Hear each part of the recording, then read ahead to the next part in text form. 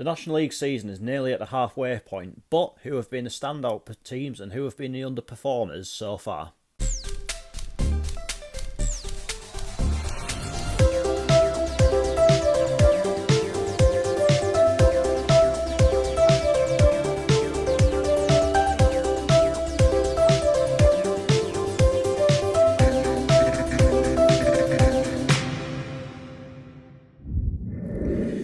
Yes, hello everyone, and welcome to my National League mid-season review. Now, of course, there isn't going to be any National League action this coming weekend, as the whole league is having a bit of a break to participate in the FA Trophy instead. So I think it's probably a good time to have a bit of a chat about how the season is going so far. We're not strictly speaking halfway through, but we're near enough there, aren't we? So yeah, let's just have a chat about every team so far. We're going to go through the whole league table, starting from the bottom up. And first up, let's have a chat about the team that are in 24th place, which is Ebbsfleet United. Now, in my pre-season predictions video, I did have them finish 22nd, which is still a relegation spot. Yeah, I think the stats say it all, really, don't they? One from 20 games, they've won one, drawn six, lost 13, scored 15, and conceded 44, and are only on 9 points. Like, even at this stage, you do have to feel as though they've got a hell of a lot to do in terms of maybe dragging themselves out of it. Already cut well adrift, 10 points off of safety. It's going to be an almighty task for them in the second half of the season. And from what I saw from them on the opening day of the season, I just don't think they've got what it takes to tell you the absolute truth. I said in that video that I thought Danny Searle was going to be one of the first two managers to lose his job, and I was absolutely right in that. In fact, he was the very first to lose his job, and his replacement, it's still not, like, hasn't really fared much better, but I think a lot of that is down to the team that he has been left with. But I still think it's going to be, they'll win more games, of course they will, but I think in terms of them potentially getting out of it, I think they've left themselves with a bit too much to do. 23rd place, Boston United, obviously in their first season in the National League. I think I had them to get relegated or maybe just survive. I can't really remember, but I think is there really any surprises so far? Just 3 wins to the name all season up to now. That they weren't the worst team I've ever seen, I must say, but I think you could maybe see that there was a bit of a lack of cutting edge. Again, a team that have gone through a managerial change so far this season. The home form's been especially poor, so it's been a tough step up for them. But then again, as I've said a couple of times, that step up from the National League North into the National League is a lot bigger than what it used to be. So maybe not too much of a surprise to see them struggling, but can they get out of there? I mean, they've had a couple of results of late that maybe suggested they could, the like get more wins together, and we'll just see where that leads. But I think they probably knew they were going to be in for a bit of a survival battle this season. It is proving just that way. The 22nd place, it is AFC Fylde, who have another one that have had I'd say an underwhelming season. I was expecting a bit more from Fylde this season. I'm not gonna lie, I know they handed our asses to us the other week, but they've lost every game since then, and not even scored a single goal in the process. So other than the odd good result here and there, it has been a pretty miserable season for the Coasters so far. Chris Beach ultimately lost his job earlier in the season, was replaced by Kevin Phillips, but I think they need a few more bodies through the door, a bit more genuine quality. I mean, I know they've got Nick Horton in the team, who will always chip in with a few goals, but can you really be relying on a midfielder to be your top scorer by quite some distance? I personally wouldn't have thought, don't think so, but I think they could get out of it. It is still very tight between them and a couple of the teams above them at the moment. And next up in 21st place currently, it is Maidenhead United.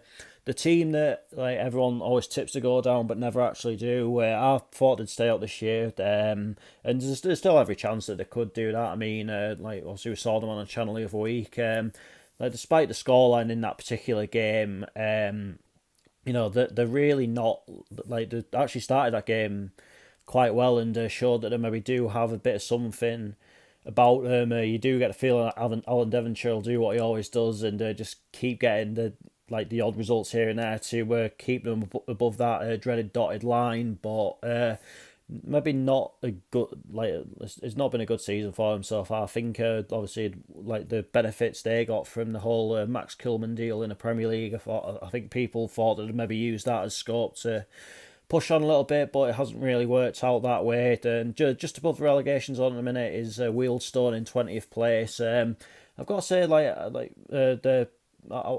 don't think Wealdstone are too bad a team. I think obviously when we saw them, they were just lacking a real sort of bit of cutting edge above all else, really, weren't there? But it looks as though they're maybe slowly but surely starting to address that, and might see them maybe push themselves away from it in due course. You never know. But I know they are still part time, which is a massive factor in this league these days. I think it's just them, Maidenhead, and possibly Tamworth as well, who are the only part-time teams in the division. If anyone knows of any others, then please do let me know. But just above them is Braintree Town in 19th place. I get the feeling it's going to be a long second half of the season for Braintree. On paper, in summer they recruited well, but even then, I did think that the signings did make could be just enough for survival and nothing more after that. But there are signs that it's potentially unravelling a little bit. Obviously, the controversial sacking of Angelo Harrop, his replacement came in today, lacking a lot of experience, but he does know the club, which could be something that helps him along. But they've got one of the smallest squads in the division, which could prove costly over time, and that statement that their chairman put out the other night is quite baffling, to tell you the truth. In the sense that it was he blamed the whole budget on the reason that he had to let Angelo Harrop go. I mean, he is the chairman; like he ultimately gets the final say in the financial decisions, doesn't he? So. I can't quite get my head around that one, and I do fear for them a little bit in the second half of the season. I mean, they did show some promising signs last Saturday, but is the odd glimpse really going to be enough for them going forward? At this moment in time, I've got to say I'm really not sure.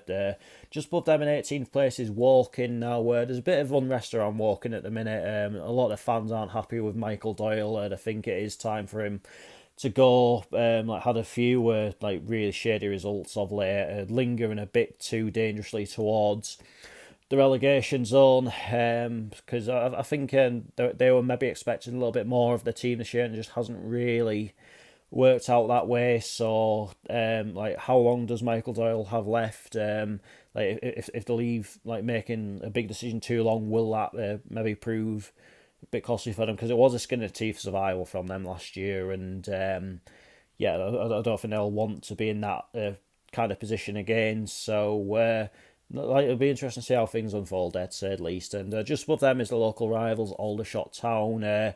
Were just outside the playoffs last season and have really kind of skewed off a little bit this season. Pressure is mounting on their manager, Tommy Widrington. While we're on the subject, I know that there was put out a statement earlier in the week saying that he has been in hospital and that kind of thing. So I would just personally like to wish him well. But I've got to say, I know they've got something out of the game, but when we saw them the other week, they were pretty poor, to tell you the truth. And I think if something needs to change within their overall setup. Otherwise, it is otherwise they are going to be in a relegation battle, and it is as simple as that. But maybe some more encouraging results for them over the last couple of weeks. So maybe they are starting to turn a corner. Who knows? So far they'll maybe be a bit disappointed with how the season's gone so far. The 16th place Tamworth.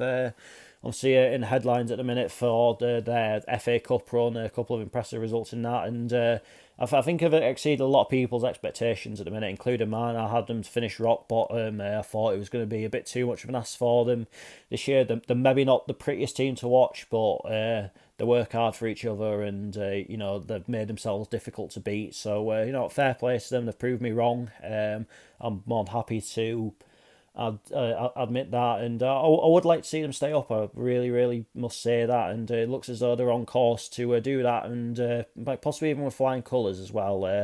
15th place, Dagenham and Redbridge had a bit of a weird season so far. Had some batshit mental results, really, haven't they? Obviously, we saw one of them, unfortunately, but I think I kind of had them to finish in this kind of position, really, didn't I? And I think that'll be like they might finish a little bit higher, like come the end of the season. But at the minute, it's just it's kind of it does kind of feel like they are sort of heading for mid-table. But again, got to the third round of the FA Cup, so could they build some momentum off of that? In 14th place, you got Southend United. Been a bit of a slow burner for them so far this season, it's safe to say. I think a lot of people maybe expected a little bit more of them, but at the same time, they are in transition, and it is important to remember that. And you weren't going to get they weren't going to reap the rewards of that overnight. It's pretty safe to say, but I do still feel as though they've got a good run in them this season, and I think come the end of the season, like the final position will be quite a bit different to where they are now. I do think they'll push themselves on into the top half. Have they left themselves with a bit too much to do in terms of a playoff push? Only time will tell. I don't think they'll challenge for the title now. I think that ship sailed, but you know what? I do still think there's there's the quality in there at the minute, and I think they will recruit if they need to, and I think before long, I think I wouldn't say in a false position at the minute, but I think the final position will be a few places higher at least. And just above them and topping the bottom half of the table is Eastleigh, the early season pace setters, but have kind of tailed off a little bit as the season's progressed. And I'm not gonna lie, I was kind of expecting that when I saw them. I didn't really think they really had what it takes to get into that top seven. I might still be wrong on that, but I think maybe that good start to the season has maybe stopped them from getting dragged into anything a bit more sinister. And they will obviously pick up the necessary results to avoid that. But I think it's going to be a very mid-table season for them. I'm not going to lie. And in 12th place, it's Solihull Moors, a team that people are probably expecting a little bit more of. Let's be real about it, but they've just been drastically inconsistent, really, haven't they? I mean, they've got some very good players in their team, and it's you can't ignore that. And they do have the ability to maybe step it up a gear in the second half of the season and push on towards the playoffs. But again, is it going to be a case of them possibly leaving themselves a bit too much to do? In 11th place is Hartlepool United. Them and Darren Sarll was just not a good fit, really, was it? I don't think Darren Sarll's a bad manager personally. Obviously, we're seeing his walk-in teams. They did pressure quite a lot, and it was quite awkward to play against. But I think for the team that Hartlepool have, it just was never a good fit. And as well, obviously with Hartlepool, it's always such an unsettled club. It's unbelievable, really, and a lot of that is down to what Raj Singh is like to work with, because the amount of managers they've had. I mean, ultimately before long, the chairman does have to take some responsibility. Let's be real about it. But will the new management team maybe push them on to where they feel they should be? We'll find out over time. I mean, you look at their front line, is arguably one of the best in the league. You got Diosrue, you got Mancini, you've got Campbell, you got Charman. So that is a really, really good. That is a good attacking line. It's just will it gel? They're on a bit of a weird run at the minute, really, aren't they? Can't score for Toffee at home, but away from home, they're involved in some pretty high scoring games, so you just can't really put your finger on them. at the moment. But in 10th place, it's FC Halifax Town. Again, you know what you're getting with them. They don't score many, they don't concede many. I think, this sort of position is probably where they will be come the end of the season. I just don't think they've really got what it takes to finish in the top seven this season. But again, they'll always be tough to beat. So yeah, I think I think top half is pretty much where it'll be. Ninth place, Altrincham. It's been a bit of a consistency issue for all above all, really, hasn't it? I mean, they always like to play the same sort of brand of football. It is quite good to watch, actually. There's still some very good players in there, but I don't think they're going to reach the same heights as they did last season. But they're still well in the mix for the playoff spot, and I think they could potentially get there. We know what you get with Phil Parkinson.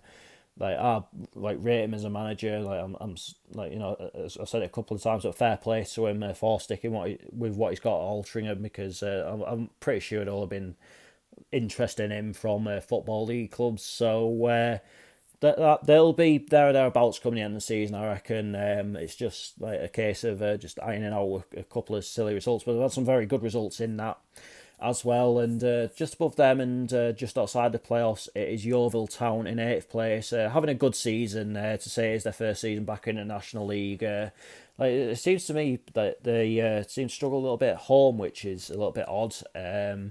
But I think considering where they were last season and all the troubles they've been through in years before that, I think they'll take what they have so far. I think with them, if they don't get in the playoffs, I don't think it's a disaster, because I think it's a rebuilding process. It is going to be a one step at a time kind of thing. But as we said, I don't think they can have too many complaints with where they are so far. 7th place, Sutton United, just come down from League Two, where doing okay at the minute. Again, a little bit inconsistent, but they're in the playoffs, and that is the most important thing above all else. So can they stay there? Have they got the quality to stay there? I think they do have the quality, but but it's just about getting a bit more consistency. 6th place, you got Rochdale. I think Rochdale very well drilled side. I think they could do have the potential to push up a couple of extra places. So again, they've maybe had one or two results that'll be a little bit frustrating for their fans. Obviously, on 6 defeats already this season. So I think it's just maybe a case of just ironing out silly little things with regards to some of the results they got, like losing to Wealdstone when I don't think many people expected them to, and that sort of thing. 5th place, Oldham Athletic, unbelievably just 2 defeats all season, but are drawing quite a lot, which which maybe explains why they are where they are in the table. But if you're making yourselves that difficult to beat, then it is a good sign going forward. And if they can get in the playoffs this season, then that does bode well for them, irrespective of what position they actually are in, because as we say, if you're not losing games, and that breeds confidence, that breeds momentum, and I personally think Oldham will push up maybe a place or two before the end of the season. I can see them breaking into getting into 4th, and possibly even pushing on for that top 3 and that automatic buy into the playoff semi-final. 4th place, Gateshead, obviously my team. Started the season like a train, but it does feel as though the momentum's fading away a little bit of late. I'm not going to lie, I know we've been hit by injuries a lot recently, but as I've said in a few of the videos, and I think you can probably tell the frustration if you watch them, it just feels at the minute as though we're trying the same things over and over again and expecting different results. I know obviously the managerial change and that kind of thing, it is Carl Magnet's first time as a manager, and we're not going to get the glories of that overnight. I think we've all just got to accept that. And I think in recent times, really, we've been spoiled with some of the things that we have got to enjoy. But there's still quality in that team. But my obviously main concern is will that quality be picked at in January? What will we do in terms of replacing it? But we have left ourselves in an extremely good position, and there's absolutely no getting away from that. 7 points clear of Yeovil, who are just outside the playoffs at this moment in time. If you'd offered us this position, going into December before the season had started, we would have absolutely taken it. So I think perspective is important for Gateshead, but yeah, again, at this moment in time, there is maybe things that could be worked on, and really, we need to string 1 or 2 wins together at some point soon. If just to stop some kind of rut setting in, because if that does happen, then yeah, it could be a really long and pretty degrading second half of the season. But luckily, obviously, it's not going to lead to anything too sinister with regards to final league position, but it would be nice to get in the playoffs, especially now that we've got the whole council fiasco sorted. Third place, Forest Green Rovers. Maybe not the easiest team on the eye, but are effective. They've made themselves difficult to beat, which is reflected in only 2 defeats so far this season.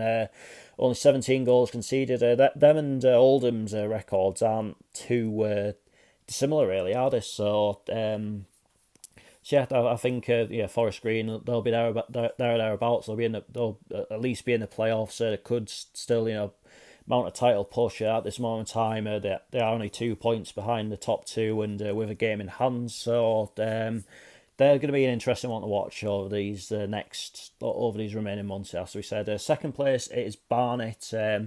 A lot of people's tip for the title, but one thing with Barnet is while Hive has been an absolute fortress for them this season, I think they've only failed to win 1 game then, and even then they still got a draw out of it. I think their away form has been a little bit shoddy, which is probably keeping them off the top of the league so far. And I think their frustration, the frustration for their fans is they don't seem to show up in big games. Obviously, lost to Gateshead, lost to York. That's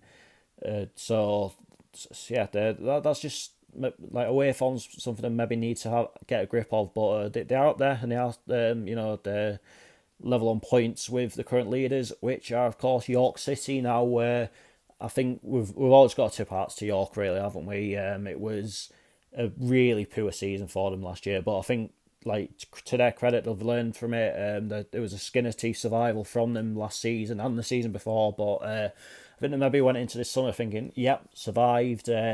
But really, the last couple of seasons haven't been good enough. I think last season their problem was it was a case of too many cooks spoiling the broth. The starting lineup just seemed to change week in, week out. God knows how many bloody goalkeepers they got through for a start last season. So I think that now they've got a bit more of a core of a squad that seem to have gelled a bit more. Instead of signing players which almost feels for no reason. I think they've got it right, but Hinchelwood, Wiley is a good manager. I think one thing that there was never any doubts about the threats that they could have posed going forward. You've got Akinyemi, you've got Pierce, you've got a very good front line there, but I think the main concern for York fans was with regards to the defensive side of it, but they've seemed to have maybe hacked that this year. Only 19 goals conceded. I know they've conceded a few in the last few games. I don't know if they're opting to play a little bit more openly. I don't know, but all the same, you can't ignore just how kind of good a turnaround it has been there. Will it last? Only time will tell. We are still talking about a manager that is still in his first full season in the National League. But as we said, it's been a hell of a turnaround there, and in my personal opinion, they are top on merit. So that is kind of that's been for every team, and I'm just going to wrap up the video there, and I'll be back on Saturday with what at the minute is Gateshead versus Farsley Celtic in the third round of the FA Trophy, but the weather forecast looks very, very grim indeed, so I'm not exactly holding my breath for it going ahead, but you know what, you've got to the game is on until the referee officially calls it off, so that is where we're at the minute. But depending on what time it is called off and if it is called off at all, there is alternatives available. So just I'll be ready to activate them if and when I need them. So there will be a game on Saturday. All being well, I think 2 o'clock's the absolute cut-off point for me getting to another game. So until Saturday, take care. Cheers for watching. See you later.